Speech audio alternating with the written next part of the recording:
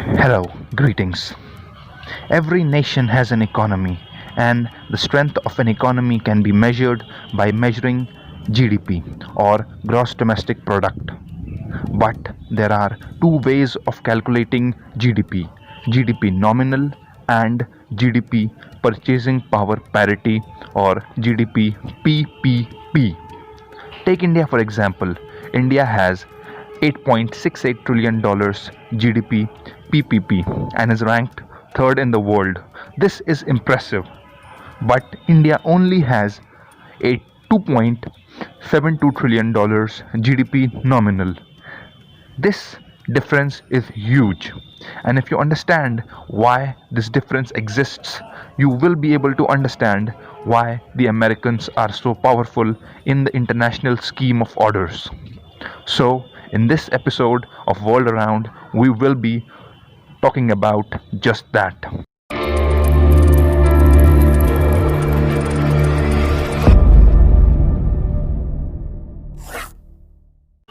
Up until now, we have discussed that a huge difference exists between GDP PPP and GDP nominal.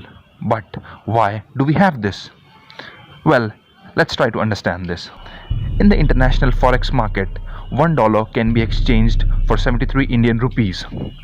But if you know anything about India and America, you would know that 73 Indian rupees can buy a lot more goods than $1 would be able to. Well, why do we have this discrepancy? Well, this is because the value of any commodity depends on its supply and demand. Similarly, the value of any currency with respect to another currency depends on the demand and supplies of the various different currencies. So, the demand of dollars in the international market is very high. It is because India imports a lot of crude oil from the Middle East and pays for it in dollars. This increases the demand for dollars and consequently gives it an advantage over Indian rupees.